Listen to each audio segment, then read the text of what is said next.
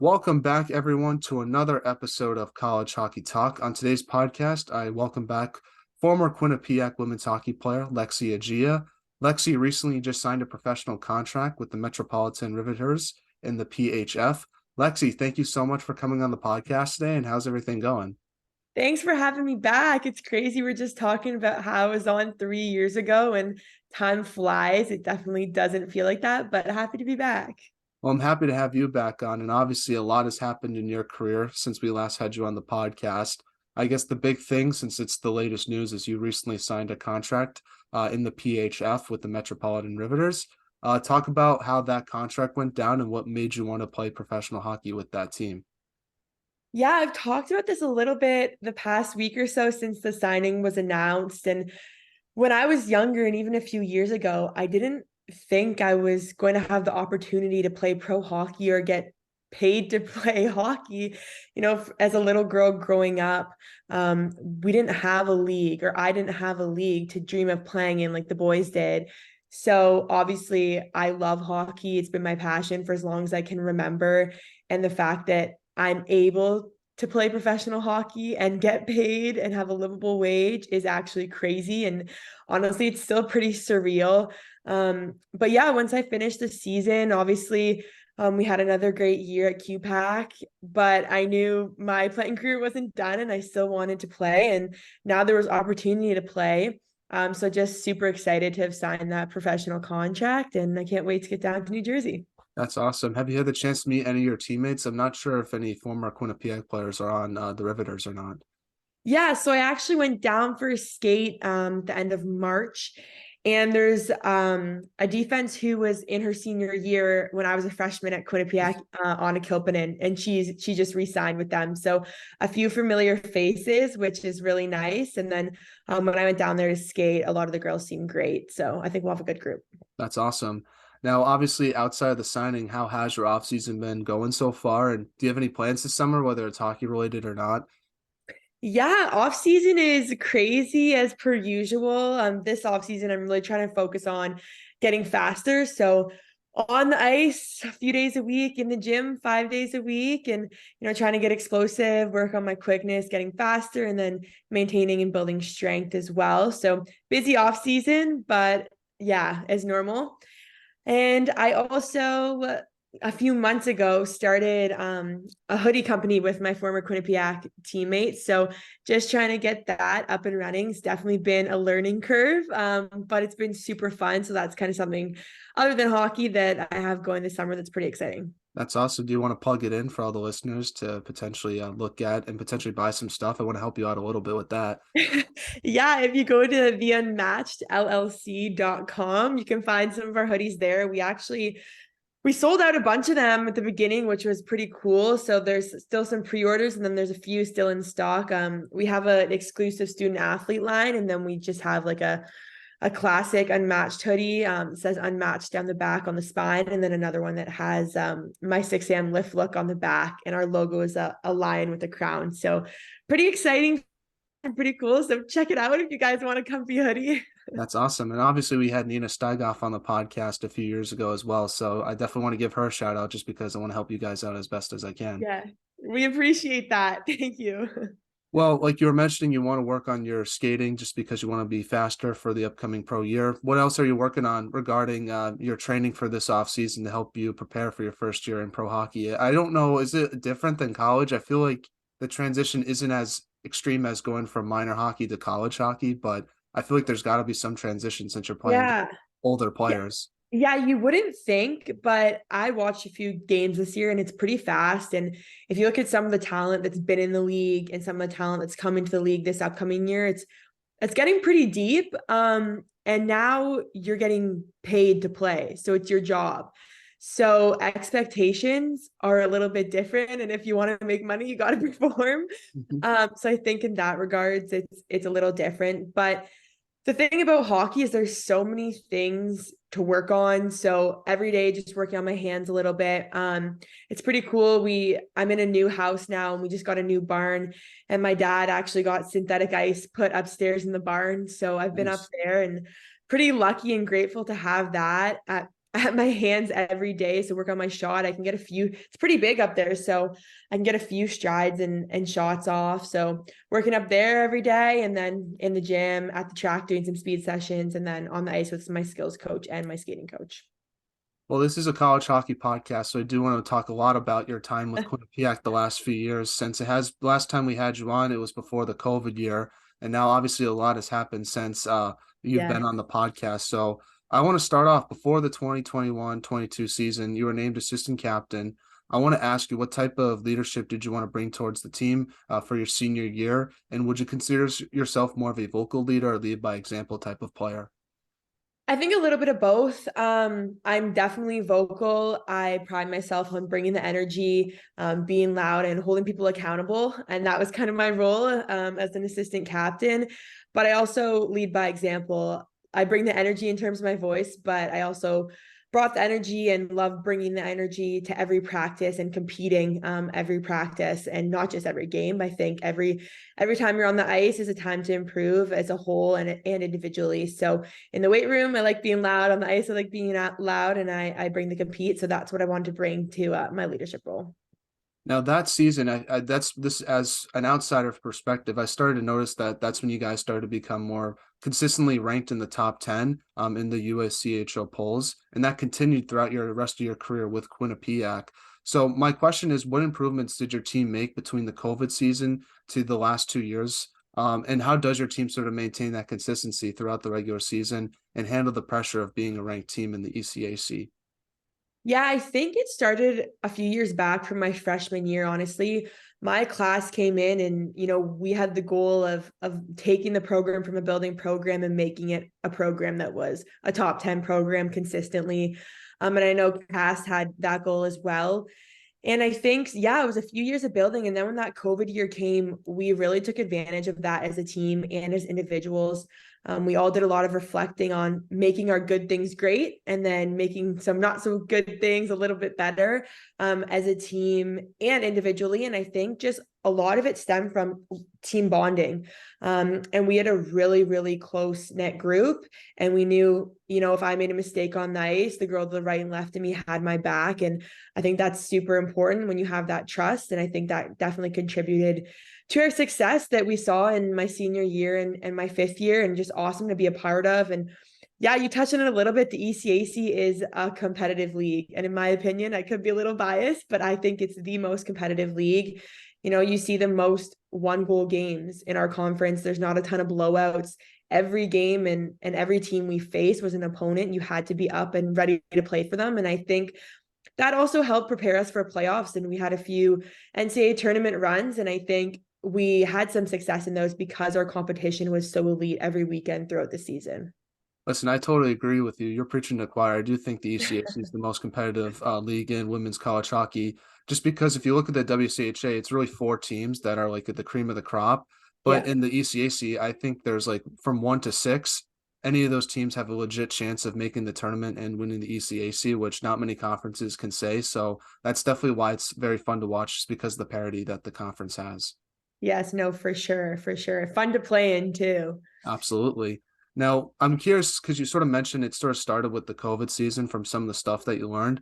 From my perspective, it seemed like your team was sort of up and down, and that could have been partly because the pandemic, because you had sort of an inconsistent schedule and were only playing 3 other teams. But what did your sort of team learn from that season to help gain your success from your senior year to your fifth year?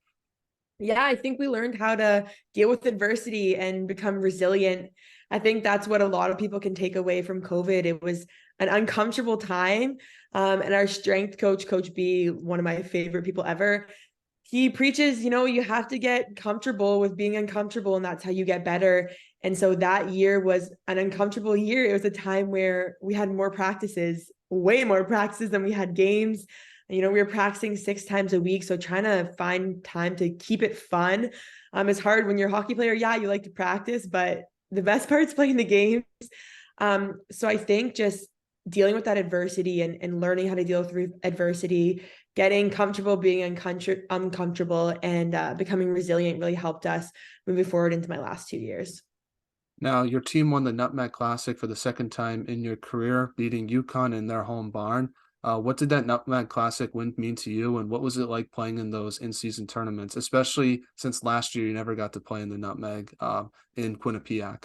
Yeah, I think the Nutmeg was one of my most memorable experiences at Quinnipiac. The few times we played in it, it's fun to play in the teams, other teams in Connecticut. And even if you're not on your own home soil, it's still pretty close to home. And it's fun competition. I also knew a lot of girls from the area and on UConn. So just a fun environment to play. And it's always fun to win a trophy. So I think it also builds your confidence as a team. And I think for us winning the Nutmeg that year did build our confidence. And we went on a pretty good run after that, the first half of the season. Especially since there were two really close games. Obviously, you beat Yale in OT, and then UConn. That game was a one-goal game, and if I'm not mistaken, it was a late goal that sort of won it for your team. So those games, I think Yeah. you can learn a lot from. No, exactly. And it's nice to get some out of conference. Like, yeah, Yale's in our conference, but playing UConn, it's nice to get a little out of conference experience because I think every team in these different conferences play different. Like the ECAC is a very defensive conference, in my opinion. So when you play some out of conference teams, it's a little bit of a change and it forces you to adapt and can exploit you a little bit and challenge you. And I think that's what helped us after that. But just a fun atmosphere to play in and definitely fun to win a trophy. Now, you won your first playoff series against Clarkson during your senior year, which I thought was, I didn't realize up until doing research for this podcast. I guess, what'd you take away from that series, and how much did it mean to you to be a tough team in Clarkson? Because I feel like once you got that playoff series, when you sort of knew what it was like to win those big playoff games, and it sort of helps you prepare for the tournament. Yeah, we hadn't won a playoff series up until that point, my time there. And we wanted to win and we swept Clarkson. So, and we swept them pretty good. And I have some girls on Clarkson, so I won't bash them too bad. I think they have a great program and great girls down there, but we were ready to play and we were resilient and we attacked them. And I think after we won the first game, and we saw what we were capable of.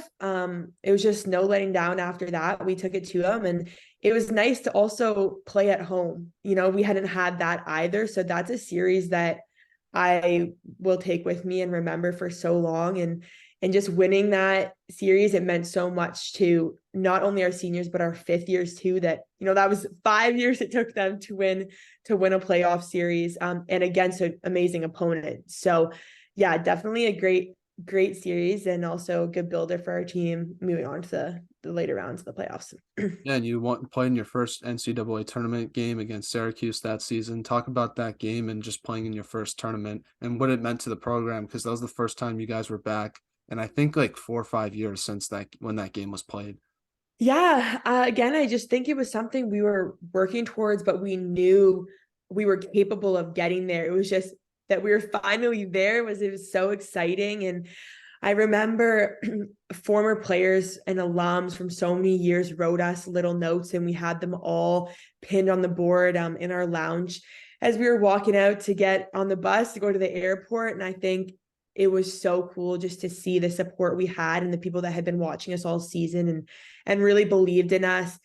And also just in our locker room, like we believed in ourselves and a lot of us knew it was a long time coming and we wanted to make it there for each other. So we did. And I think it was just a super exciting feeling. And I know our school and the program and alum that came before us were all super excited for us as well and proud. And then you played in a 2 OT thriller against Ohio State. And funny enough, that wasn't going to be the longest game you ever played in your Yeah. career. Talk about that game, because obviously Corrine Schroeder had probably the game of her life. And what did you take away from that game heading into your fifth year? Because I feel like it motivated your team to accomplish big things heading into that your final year in college hockey. Yeah, I think first winning the game against Syracuse, that was the first NCAA tournament game our program has ever won. So we were on a high a little bit, but then, you know, you're up against a crazy tough opponent like Ohio State. And I think we went into that game a little timid and there were a ton of nerves, which you can't blame us. You know, that's expected. And I didn't think we really came alive until overtime. And, you know, to tie it up that late, to take it to overtime, all of us really thought we were going to win that game. And we hit a post and a crossbar in OT. And that's just sometimes how the game goes. Ohio State played a great game. And yeah, Schroeds is a brick wall.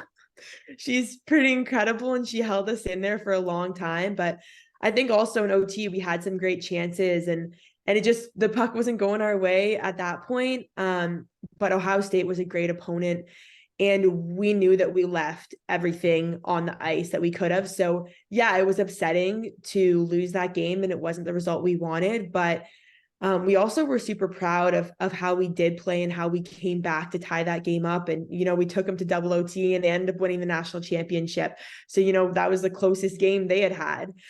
So we were right there. I think that's what kind of sucked. Mm-hmm. But at the end of the day, just kind of how it goes sometimes, but just an awesome experience. And it definitely fueled the fire going into the next season.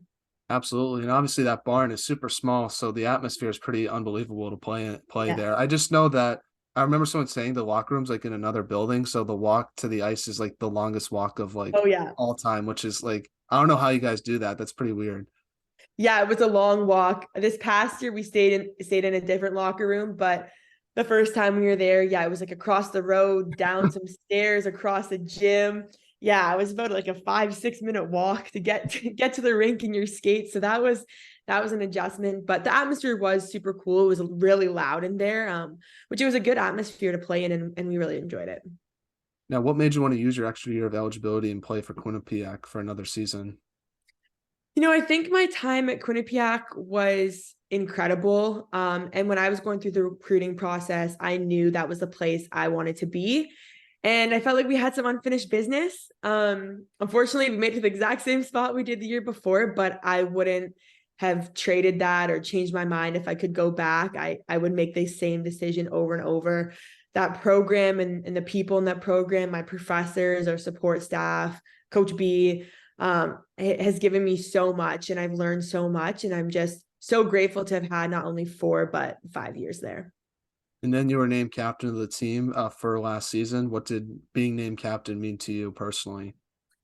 It was a super special feeling, and it was an honor. I think about the captains that came before me, and my freshman year, I really looked up to Melissa Samoskevich, who was my captain as a freshman, and I had some amazing leaders to learn from before me. And it was just an honor that my teammates saw me as a leader and they trusted me and Z to lead the team. And yeah, a special feeling, a really special feeling. Now, you dealt with an injury this past season that made you miss time during the regular season. How'd you sort of handle the adversity of having an injury during the season, and just talk about what the recovery process looked like for you to get back on the ice? Yeah, it was pretty tough. But again, I couldn't control it. Tough shoulder injury. I was out for 10 weeks. And for me, I maybe missed 1 or 2 games when I was really sick, I think my sophomore year. But other than that, I had some good luck and I didn't have any other injuries during my season. So it was hard because I was given this 5th year, and I missed half the season. But again, you got to control what you can control. And I think for me, it took me a few weeks, but I knew I could contribute to my team even if I wasn't on the ice, and I could still be a leader and I could still help them win.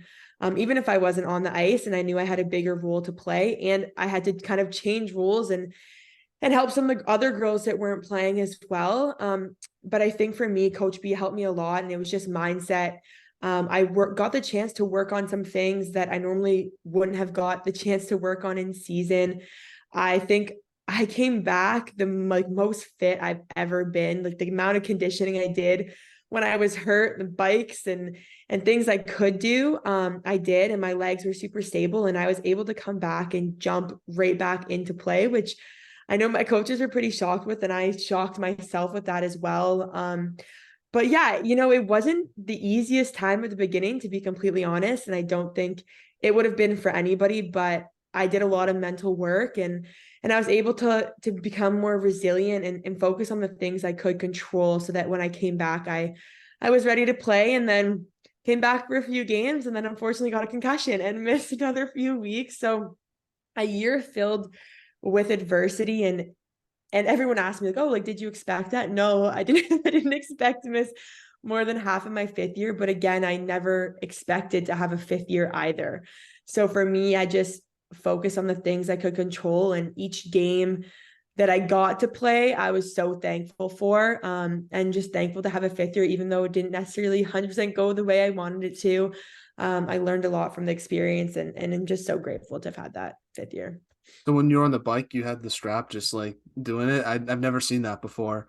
Yeah, I did. I think it was maybe a week and a half, 2 weeks after I was doing ISO holds, which are awful, awful, but they're good. They're Yeah. good for strengthening your legs. And then, yeah, I was on the bike with my arm just close to my chest in my sling and had it tight to me. And if it wasn't painful or it was a little painful, I pushed through and yeah, had to do what I had to do. Yeah, I don't know how you manage to keep balance because I feel like I would be very wobbly if I had to do it that way, just because I'm so used to like you touching the handlebars when I'm using that machine. Yeah. Yeah, it was definitely an adjustment, but for me, going from doing like 2 workouts a day and a skate to doing nothing was just like even just for a week was driving me crazy. So whatever I had to do and adjust to, I did, because I think with no exercise, I really would have gone crazy. Yeah. Um, but yeah, obviously started slow. I wasn't going 100 miles per hour on the bike to begin with, but it was better than nothing. And one thing I noticed about your team was you weren't obviously the only player that was injured and missed some time. Alexa Hoskin missed time, Kendall Cooper missed time due to injury. So did you guys sort of lean on each other during that time when you guys were out to sort of like help each other? And do you think that sort of made your team closer in some way?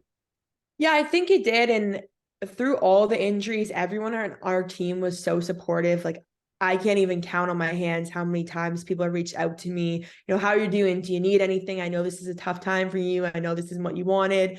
And everybody had each other's backs, which I think just speaks to the character and the people we have in our program. It was awesome to be surrounded by. But yeah, for sure, we definitely did lean on each other, and that made it easier. No, one of my favorite parts of your game has is how good you are at faceoffs, and it's one of the most interesting parts of hockey, in my opinion. So I just want to ask you, how do you work on that part of your game, and is there any strategy behind winning faceoffs consistently? Because from talking to someone who plays in the ECAC, they do research on the refs, like how they drop the puck, because I guess each conference refs drop the puck differently, and there's Yeah. different stances you have to work on. So I'm just curious, what sort of how do you sort of prepare for those faceoffs that you win? Yeah, I don't think I ever really looked into what the refs were doing, more into my opponents. I knew what hand all the centers were on the teams I was going against. I knew their tendencies. And I had a lot of success in actually tying a lot of centers up. And I would talk to my wingers, and they would know, even in my D zone, a lot of times I'd be able to tie up and get my wingers to come in and help out. I think for me too, just watching some different NHL players that have had a ton of success in the face-off circle, like Bergeron, Taves, Giroux, Crosby, people like that, and watching the different things they do that I can try to emulate and bring to my game. I like to do that as well. But I think for me, it's also mental, having the confidence going into the face-off circle, and then also the preparation. Like I said, I knew who I was going up against, and I knew their tendencies. So I think the more you're prepared, the more confident you can be, which I think helped. But definitely a part of my game I like to practice, and that I pride myself on for sure. Did you like what the social media team's nickname they gave you, the Face-Off Queen? The face-off I don't know queen. if you came up with that or not. So No, I didn't. The Maggie, our old social media girl, she came up with that, and it was kind of funny, but I kind of liked it, not gonna lie. who was the toughest player to go up against in the face-off dot during your college hockey career? Uh, I would probably say when we played Ohio, Gabby Rosenthal and I'm not sure if I pronounced her last name right, and then Emma Malte. They were two girls who were pretty elite on the faceoffs, and it was different. Again, we're playing out of conference, and normally in conference, if we'll play the team a couple times. So if I struggled against an opponent, then I can kind of adjust the next time. Or when you're not playing a team and they're unfamiliar, it's hard to adjust right away to some different styles. So those girls were two that were great on the face-offs, and that I had to really think about what I was doing in between periods and try to adjust for sure. Yeah, but you were Emma Malte's former teammate at one point, so I feel like you would have known some of her tendencies a little bit, right? Or if she changed at all since you last played with her at Oakville. Yeah, I think it's different when you're going against versus when you're playing with. I think when I played with her, I could have probably learned a few things from her, but I think you're more focused on who you're going against and the other opponents than what your own teammates are doing. But yeah, so still an adjustment to go up against her. Now your team made it back to the tournament and you got to play against Penn State and you guys won that game in a 3 overtime thriller. My question is, how'd you manage playing in such a long game, not just physically, but mentally as well? I think sort of people forget about that part of it. And what Mhm. was your reaction when Madison Chandler finally scored the game-winning goal? Because I love Zoe Boyd's reaction behind the Yeah. net. I just want to know what your reaction was on the ice. Yeah. I think first, I talk about Coach B a lot, but he gets us right in the weight room, but he also gets us right mentally. And we knew when it went into overtime that that game was going to be ours, whether it took 2 overtimes, 3 overtimes, 5 or 6 overtimes. Like we knew we had the legs and we knew we had the mental aspects to get us through it. And we are leaning on each other and we had full faith that we were going to win that game. But I think at first, when she scored, we were all a little surprised and also just relieved at the same time. And then just super excited to get on the ice and celebrate with her. I know as a freshman, that's a goal she'll probably never forget. And just such a great girl to score that goal. And she had produced a lot for us in the first half. And so I know for her, scoring a goal like that will be memorable. And she was capable of scoring that. So glad she put it in the net. We definitely were tired at that point, but just so excited and to know we were going up and moving forward again. It was a great feeling. Yeah. And obviously, like I was watching the Hurricanes Panthers game a few weeks ago, and that game obviously went to 4 overtimes. And they were saying Yeah. how they were like eating like pizza and stuff like in between periods just because the game got to be so long and you just need the calories. I was curious if you guys did anything in the locker room like that, eating sort of unique foods before each overtime. Yeah, we definitely didn't have any pizza, but we had a lot of snacks, a lot of people eating like bananas and rice cakes and peanut butter, different bars, chugging some Gatorade, trying to get the quick calories in, but nothing that's going to make us feel too heavy. And I had my Apple Watch on during the game, and I think I ended up burning like 4,000 and something calories at the end of the game. So definitely, yeah, definitely had to eat a little bit in between all those periods for sure. Now, you played in your final college hockey game against Ohio State. How have you reflected on your final college hockey games almost 3 months later? Because I saw a video that you made, and it seemed like it was pretty devastating in the locker room. So I sort of want to ask, like, how you've sort of reflected on it since that game happened. Yeah, I think you never realize how fast time goes by. And the older girls always tell you like don't take it for granted. It goes by way quicker than you think. Like goes by in a blink of an eye and you're like, no, no, no, like I still have a few more years. And then you get where you're in your last year and it didn't even just hit me in that game. It hit me so many games before when I was playing in other teams' barns for the last time. It was like my last time playing at Clarkson, my last time playing at Harvard, my last time. So you think about that more when it is your last year. And when that game ended, I think, yeah, it was pretty devastating. It was pretty sad. Your college experience is something that if I could do another 5 years, I would. But obviously, you have to move on at some point. And so I think for me, it was sad and it was pretty like surreal. I couldn't really digest it even for a few weeks afterwards. But now that I've had time to reflect, it's more just a feeling of gratitude. I had such an incredible experience and I'm so lucky to have the experience I had. I learned so much. I grew as a hockey player in ways I never thought I could grow on the ice, and I grew as a person in ways I thought I never could grow off the ice. So there's so much and so many good things and good memories I can take away from my 5 years. So now it's more of a happy and grateful feeling looking back. And I think, I have this new journey ahead of me, which is exciting. So I think that helps a little bit too. And I won't be too far from QPAC, so I'll definitely go back and visit a few times. But yeah, definitely emotional and took a little bit of time to digest. But now looking back, just super grateful. Yeah, unless I feel like when you look back on your Quinnipiac hockey experience, it's going to definitely benefit you years after you Oh yeah. graduate. Yeah, for sure. There's so many life lessons on and off the ice and even in the classroom and even skills like time management. I was taking crazy course load plus hockey. There's so many things I can take away that will benefit me for years to come for sure. So we're now in a segment I like to call the non-hockey segment, where I ask you some non-hockey questions just to get to know you a little bit more off the ice. Now, I tried to do some different questions in the last one interview we had, so I just found some random questions online. So hopefully, we'll get to learn a little bit more about yourself. So, first So one is, what's your favorite class you've ever taken at college? I think in the MBA program, I took a consulting class and we got to work with real clients. and I'm super social. And I love kind of like the strategy and creative thinking aspect of things. So that class, I got to like some real life work, and it was really enjoyable. So I'd say that has to be my favorite class for sure. What is your guilty pleasure song? I think Mambo number 5. I don't know if you know it, but when I was little, I used to like dance around the house to that, and I still think it's like a bop that I can jam to all the time. How can you tell if someone has a good sense of humor? Oh, that's a good For one. me, I said being sarcastic or making something funny in awkward situations, which I feel like is Yeah, yeah. I was gonna say like normally if someone's sarcastic and has like good sarcasm, normally they're pretty witty.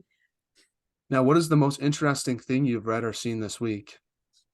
Actually, this morning I was reading a news article about an Australian snorkeler who escaped a crocodile attack by like prying its mouth open. It was That's on the news today, which is pretty crazy.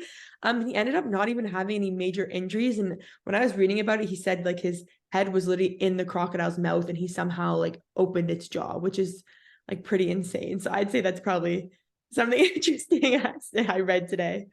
that sounds like the most Australian story I've ever heard of. Someone Yeah, surviving a crocodile attack. So yeah, seriously. that's why I always leave wildlife animals alone. I don't want to go near them at all. So Yeah, I'm with you on that one. I think for me, honestly, just the Golden Knights winning the Western Conference Final and the Stanley Cup Final should be very interesting. And just an Yeah. interesting tidbit is we're going to get a new Stanley Cup champion this year. Both teams have never won before, so I'm excited to see what happens in that series. Yeah, I'm excited for that too. I think it's going to be an awesome series. What is your most embarrassing hockey moment? Oh, if I think of one from this year, probably, I don't know if this would be my most embarrassing, but kind of just what pops in my mind right now is one time I tried to hop the bench and I like completely missed putting my hand down and just like ate it over the bench. So, and I'm pretty sure we are going on the back check. So coach wasn't too happy about that one. And I definitely was a little embarrassed. So that's first thing that pops into my head. Did your teammates let you know about it though? Yes, yeah, they did. Of course. Of course. Now, the last non-hockey question I want to ask you is, so you and Nina Steigoff might have some of the best style I've ever seen pregame. So I want to know like what goes in behind that.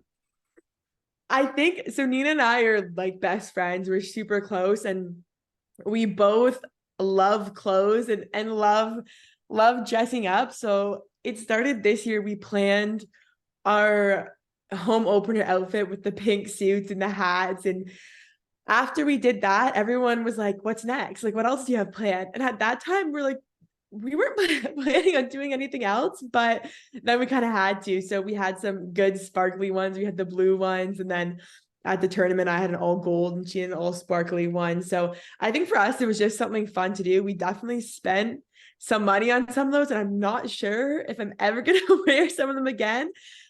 We also had some contributions from Nina's mom. She bought us matching blue sparkly boots. That was a nice touch, but it became something fun for us to do. And our coaches and teammates always looked forward to see what we had in store. I think you gotta bring some of those back for your pro hockey games, just so you can get other people who might not know about it some recognition on the style that you have. Yes, for sure. And I think well, the ribs have some blue in them, so the blue one might be able to make a comeback. And pink too, that can always come back.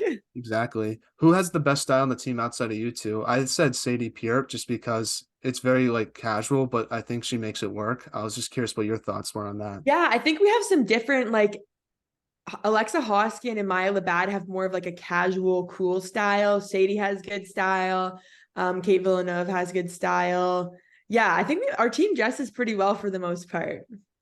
Now, getting back to some, I guess, hockey questions now, but it's been 3 years since we had you on the podcast. So, what have you had the chance to watch it? And I'm just curious what your thoughts were on the podcast since we last had you on, because I thought it was just pretty crazy looking back on it.